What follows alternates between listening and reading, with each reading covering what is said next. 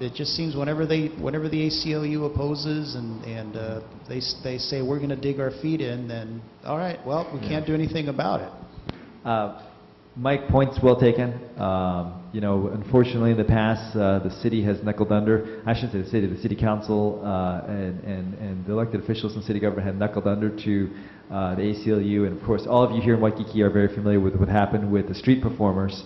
Proposed legislation. We passed it, but as soon as the ACLU threatened to sue, the mayor vetoed it. The city council couldn't find the courage to override the veto. I don't want that same thing to happen regarding Kapiolani Park. You know, the ACLU has legitimate positions. I don't always agree with them. I don't believe they should be the sole arbiter of the laws and dictate how things work here in Hawaii. But I guess you got to stiffen the spine, I guess, of the Honolulu City Council and elected officials over at Honolulu Hale. But again, point is well taken. Okay, Jim? Yeah, Mike brought up kind of what I was implying before, is that the direction to the police have to come from the mayor and also the prosecutor. And right now, of course, they're not giving strong direction because they're afraid the ACLU and others are going to prosecute them. And so they're running scared. And so I implore the city council, you, to push the mayor and bite the bullet and take on the ACLU and get rid of these people out of the park. Point well taken. And I don't have a question, I have a comment, and just say, you know, I want to applaud you because I think you're the one that's taking the charge on this, and it's great to see that you actually get it. And you know, I think everybody here appreciates that. You know, as Jim and Mike were just saying, people are going to fight it, but you know, no sleeping in the park applies to everybody. It doesn't apply to just you know, the people that are there now. I can't sleep. You know, and the police need to distinguish between a person who's on the beach on a blanket sunbathing and taking a nap. You know, that's the difference between someone that's in a campsite that has a shopping cart next to them and a cooking stove, and you know, they're sleeping in their tent for the last 3 days. There's a big difference, and I think common sense will direct them, and I think you get it. So I appreciate all you've done to get us at least to hopefully the next stage. Thank you. Sure, thank you. I want to echo that as well, because you know, and we have not always agreed on things like street performers, but and I often support the ACLU, but I completely agree with what you're doing here, because this is such people do not have a civil right to take over the park and destroy something that belongs to all of us, and so I completely agree with what our members are saying with what you're doing. Question I have on the bill is the intent to ban just the sleeping, or because I've also read that there was a proposal to basically shut down the park from 10 to 5, or between certain hours. So where is the bill exactly in the process, and what help can we do in terms of perhaps lending support and going down and testifying and things like that? Sure. Several things, if I can respond to. Number one, again, thank you for all of your comments. I want all of you to know, I mean, this is more for me than just, it's part of my district, and I understand my constituents are concerned about it. Just so all of you know why I have a passion for this here. My son plays AYSO soccer, and his soccer practices were at Kapiolani Park. And you know, starting last year, his coach said, we're not going to Kapiolani Park anymore. We just don't feel safe with young kids kicking around the ball at Kapiolani Park. And it's become increasingly that I hear too many Little League coaches, I hear too many young soccer coaches just saying, we don't want to take the chance, we don't want our kids going down there. And they're abandoning the park to these squatters. And we can't let that happen. This park is meant for everybody, not a select few who decide it's their own. Now, in terms of your question, where's the bill at, what things happen? Well, it has passed the City Council's Public Safety and Services Committee. It's going up for second reading, not this coming week, but the next week.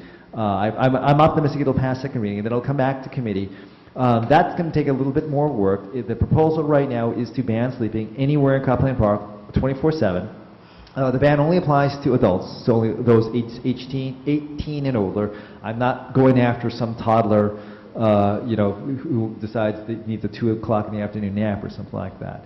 How can you support it? May I strongly encourage all the members of the neighborhood board, please do submit testimony when this comes before the Honolulu City Council, both for second reading as well as when it comes back comes back to committee. I think people around outside of the Waikiki area or outside of this community may generally understand what happens, but all of you here in the Waikiki community see it day to day.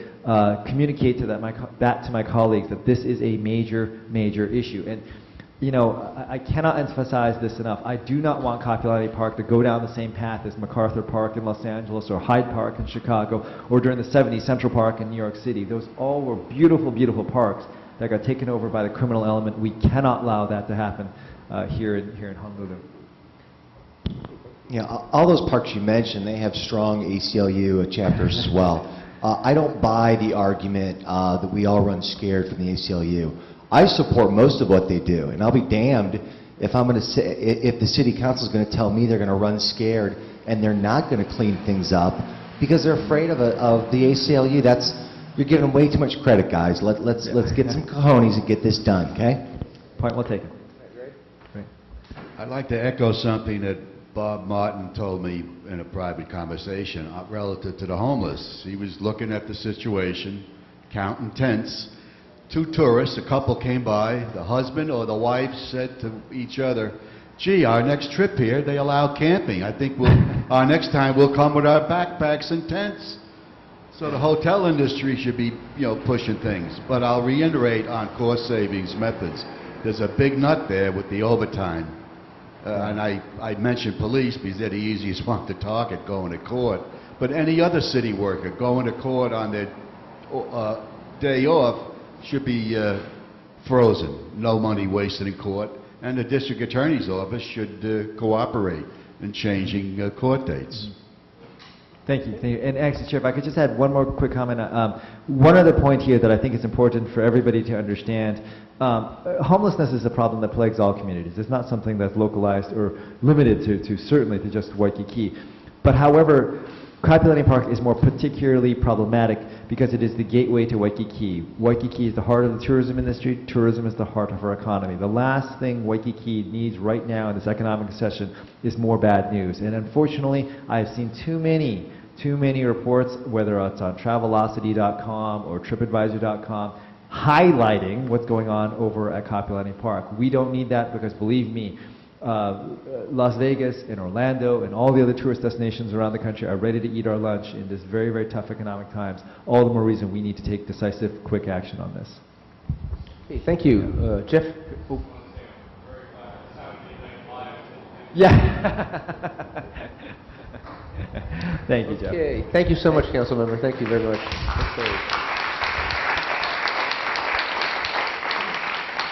Okay, we have Marcia coming up, and let me welcome Joanne, who I know was here. Joanne, at the beginning we discussed the fact that you chose not to run again, and all of us wanted to express just how much we've enjoyed working with you, and wishing you the very, very best. Okay, Marcia? Aloha. It was a good segue from Charles' head in regards to all of the visitor destinations that we're actually vying for our visitors, and there's no question, and thank you for your comment about Saturday Night Live. I hope you were as appalled as I was. Start with the visitor statistics. January visitor statistics continued the trend that we have seen for the last 9 months, with continued decreases in our visitor arrivals. Arrivals were down 12.4%, and spending by our visitors was down 13.6%. Now, we ended last year with visitor spending being down 10%, and in face value that doesn't sound too bad, but 10% actually equals $1.2 billion. That tells you why we're in the kind of economic situation that we're in, one of the reasons that we're in the situation we're in. In January, we were down another $149 million in visitor spending, and that's direct money that's not circulating through our economy. So as we move forward, things like the Saturday Night Live skit, we take personally for many different reasons. And for those of you that didn't see it, it was, in my opinion, it was an affront to us as a destination and us as a people, and especially to the Hawaiian culture. It was a skit about some couples, The Rock doing a parody about people vacationing here in the islands. Yes, yes. But Governor has been able to submit a plan to the legislature which will balance the budget. And the deficit that we were looking at last week was about $650 million, and that's prior to Council of Revenues on Thursday actually coming up with their new projections regarding revenue collections.